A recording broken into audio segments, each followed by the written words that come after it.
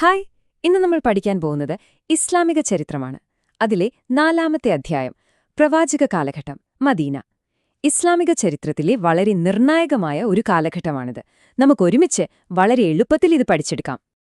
അപ്പോ ഈ ചാപ്റ്ററിൽ നമ്മൾ എന്തൊക്കെയാണ് നോക്കാൻ പോകുന്നത് എന്ന് നോക്കിയാലോ. നമ്മൾ ഇതിനെ 6 ഭാഗങ്ങളായിട്ടാണ് പഠിക്കുന്നത്. ഹിജ്റയിൽ തുടങ്ങി മദീന സമൂഹം രൂപീകരിച്ചത്, പ്രധാന യുദ്ധങ്ങൾ, ഹുദൈബിയ സന്ധി, മക്കാ വിജയം, അങ്ങനെ പോയി അവസാനം പരീക്ഷയ്ക്ക് വേണ്ടിയുള്ള ഒരു ക്വിക്ക് റിവിഷനും. ഇങ്ങനെ ഒരു ഓർഡറിൽ പഠിക്കുമ്പോൾ നിങ്ങൾക്ക് കാര്യങ്ങൾ വളരെ എളുപ്പത്തിൽ ഓർത്തെടുക്കാൻ പറ്റും. ഇതൊന്ന് നോക്കൂ. മദീന കാലഘട്ടത്തിലെ പ്രധാനപ്പെട്ട സംഭവങ്ങളെല്ലാം ഒരു ടൈം ലൈനായിട്ട് ഇവിടെ കൊടുത്തിട്ടുണ്ട്. ഇതൊരു മാപ്പ് പോലെ കണ്ടാ മതി. ഹിജ്റയിൽ തുടങ്ങി വിടവാങ്ങൽ പ്രസംഗം വരെ. നമ്മൾ ഈ ചാപ്റ്റർ പഠിച്ചു തീരുമ്പോഴേക്കും ഇതിലെ ഓരോ കാര്യവും എന്താണെന്ന് നിങ്ങൾക്ക് നല്ല ക്ലിയർ ആയിട്ടുണ്ടാവും. ശരി, അപ്പോൾ നമുക്ക് ആദ്യത്തെ ഭാഗത്തേക്ക് കടക്കാം.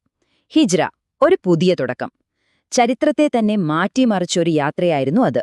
ഇവിടെ നിന്നാണ് പ്രവാചക ജീവിതത്തിലെ മദീന എന്ന ഘട്ടം ശരിക്കും തുടങ്ങുന്നത്. അപ്പോ എന്താണ് ഈ ഹിജ്റ എന്ന് പറഞ്ഞാൽ? സിഇ 622 പ്രവാചകനും അദ്ദേഹത്തിന്റെ അനുയായികളും മക്കയിൽ നിന്ന് യദ്രിബ് എന്നൊരു നഗരത്തിലേക്ക് താമസമാറി. ഈ പലായനത്തെയാണ് നമ്മൾ ഹിജ്റ എന്ന് പറയുന്നത്.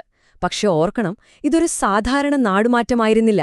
അല്ല, അതൊരു പുതിയ സമൂഹത്തിന്റെ, ഒരു പുതിയ യുഗത്തിന്റെ തന്നെ തുടക്കമായിരുന്നു. ഈ ഹിജ്റയ്ക്ക് ശേഷം ഒരു പ്രധാനപ്പെട്ട കാര്യം കൂടി സംഭവിച്ചു.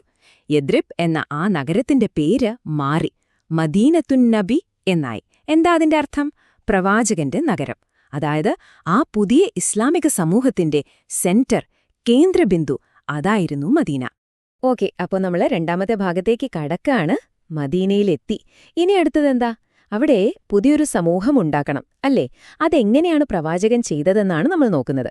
3 പ്രധാനപ്പെട്ട കാര്യങ്ങളിലാണ് അദ്ദേഹം ഊന്നൽ കൊടുത്തത്. 1, സഹോദര്യം. 2, ഒരു പള്ളി പണിയുന്നത്. 3-ാമത്തേത് വളരെ പ്രധാനപ്പെട്ട ഒന്നാണ്, മദീന ചാർട്ടർ. ആദ്യമായിട്ട് നമ്മൾ കേൾക്കുന്ന ഒരു വാക്കാണ് മുഹാജിറുകൾ. ആരാണിവർ? വളരെ സിമ്പിളാണ്. സ്വന്തം വിശ്വാസം സംരക്ഷിക്കാൻ വേണ്ടി വീടും സമ്പത്തും നാടും എല്ലാം ഉപേക്ഷിച്ച് മക്കയിൽ നിന്ന് മദീനയിലേക്ക് വന്ന മുസ്ലിങ്ങൾ. അവരെയാണ് മുഹാജിറുകളെന്ന് പറയുന്നത്. പലായനം ചെയ്തവർ എന്നാണ് ഈ വാക്കിന്റെ അർത്ഥം. അടുത്തത് അൻസാറുകൾ. ആരായിരുന്നു അൻസാറുകൾ? സഹായികൾ എന്നാണ് ഈ വാക്കിന്റെ അർത്ഥം. പേരുപോലെ തന്നെ അവർ സഹായികളായിരുന്നു. മക്കയിൽ നിന്ന് വന്ന മുഹാജിറുകളെ സ്വന്തം നാട്ടിലേക്ക്, അതായത് മദീനയിലേക്ക് സ്നേഹത്തോടെ സ്വീകരിച്ചവരാണ് അൻസാറുകൾ. അവർ സ്വന്തം വീടും ഭക്ഷണവും സമ്പത്തും എല്ലാം ഈ മുഹാജിറുകളുമായി പങ്കുവച്ചു. മദീനയിലെ ഔസ്, ഖസ്റജ് ഗോത്രക്കാരായിരുന്നു ഇവർ. അപ്പോ നോക്കൂ, ഒരു കൂട്ടർ മക്കയിൽ നിന്ന് വന്നവർ, മുഹാജിറുകൾ. മറ്റേ കൂട്ടർ മദീനയിലെ തദ്ദേശീയർ, അൻസാറുകൾ. ഇവരെ എങ്ങനെ ഒന്നാക്കും? അവിടെയാണ് ഉമ്മത്ത് എന്ന ആശയം വരുന്നത്. എന്താണ് ഉമ്മത്ത്? അതായത് നിങ്ങൾ ഏത് നാട്ടുകാരനാണ്, ഏതു ഗോത്രക്കാരനാണ് എന്നതിലൊന്നും ഒരു കാര്യവുമില്ല. നമ്മുടെയെല്ലാം ബന്ധം വിശ്വാസത്തിന്റെ അടിസ്ഥാനത്തിലാണ്. അങ്ങനെ ഒരൊറ്റ സമൂഹം. ആലോചിച്ചു നോക്കൂ, അന്നത്തെ കാലത്ത് അതൊരു വലിയ വിപ്ലവം തന്നെയായിരുന്നു. മദീന ചാർട്ടർ എന്ന് പറയുന്നത് നമുക്ക് ഇന്നത്തെ കാലത്തെ ഒരു ഭരണഘടന പോലെ സങ്കൽപ്പിക്കാം. ഒരു കോൺസ്റ്റിറ്റ്യൂഷൻ. അതിലെന്തൊക്കെയാ പറഞ്ഞിരുന്നത്? അതിൽ പറഞ്ഞു, മദീനയിലുള്ള മുസ്ലിംകളും ജൂതന്മാരും എല്ലാം ചേർന്ന് ഒരൊറ്റ സമൂഹമാണ്. ഓരോരുത്തർക്കും അവകാശങ്ങളുണ്ട്, കടമകളുണ്ട്. പിന്നെ ജൂതന്മാർക്ക് അവരുടെ മതമനുസരിച്ച് ജീവിക്കാൻ പൂർണ്ണ സ്വാതന്ത്ര്യം കൊടുത്തു. മദീന എല്ലാവർക്കും ഒരു സേഫ് സോൺ, ഒരു സുരക്ഷിത സ്ഥലമാക്കി മാറ്റി. പിന്നെ എന്തെങ്കിലും പ്രശ്നങ്ങളോ തർക്കങ്ങളോ വന്നാൽ പ്രവാചകനായിരിക്കും അവസാന വാക്ക്. ഓക്കേ, ഇനി നമുക്ക് 3-ാമത്തെ ഭാഗത്തേക്ക് പോകാം. മദീനയിലെ പ്രധാനപ്പെട്ട യുദ്ധങ്ങൾ.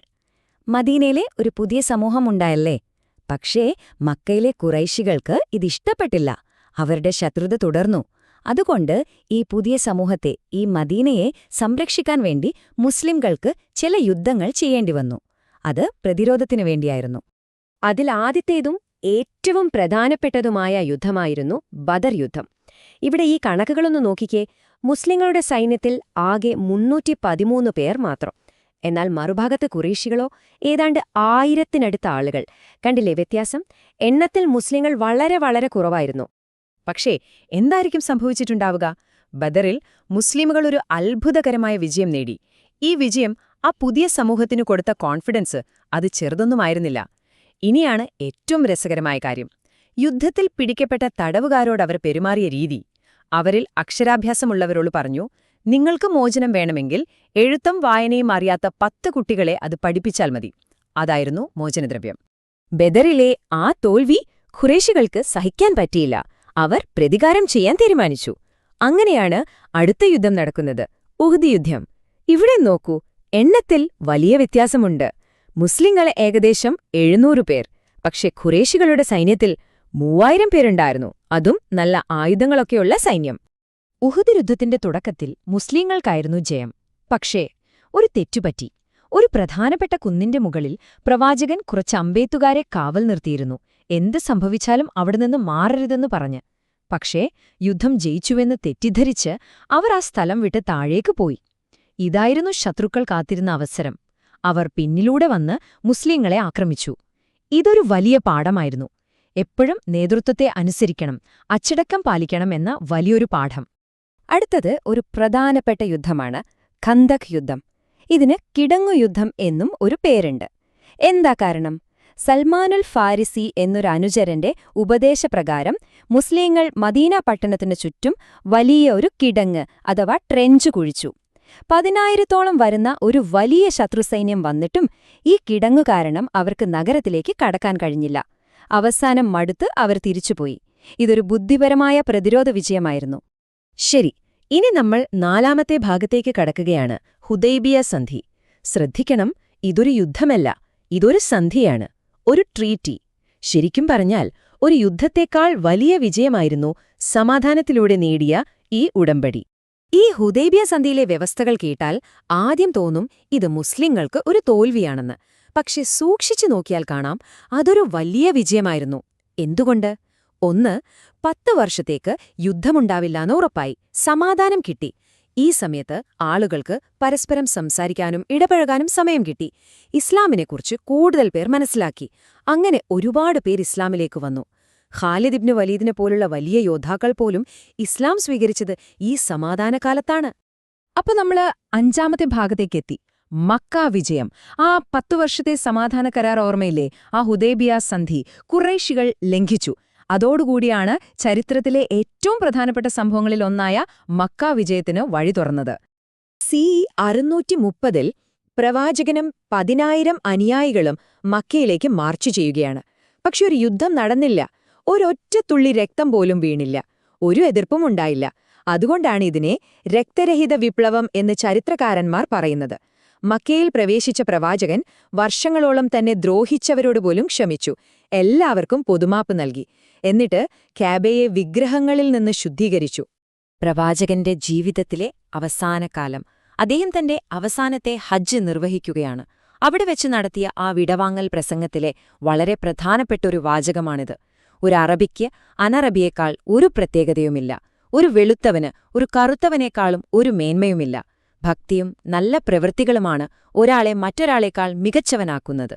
ഇതിന്റെ അർത്ഥം മനുഷ്യരെല്ലാവരും സമന്മാരാണെന്നതാണ്. ശരി, അപ്പൊ നമ്മൾ ഈ ചാപ്റ്ററിലെ പ്രധാനപ്പെട്ട കാര്യങ്ങളെല്ലാം പഠിച്ചു കഴിഞ്ഞു. ഇനി എക്സാമിനു വേണ്ടി നമുക്കിതൊന്ന് വേഗത്തിൽ റിവൈസ് ചെയ്താലോ? ഏറ്റവും പ്രധാനപ്പെട്ട പോയിന്റുകൾ മാത്രം. ഈ ടേബിളിലേക്കൊന്ന് നോക്കൂ. നമുക്ക് ഓരോന്നായി ഓർത്തെടുക്കാം.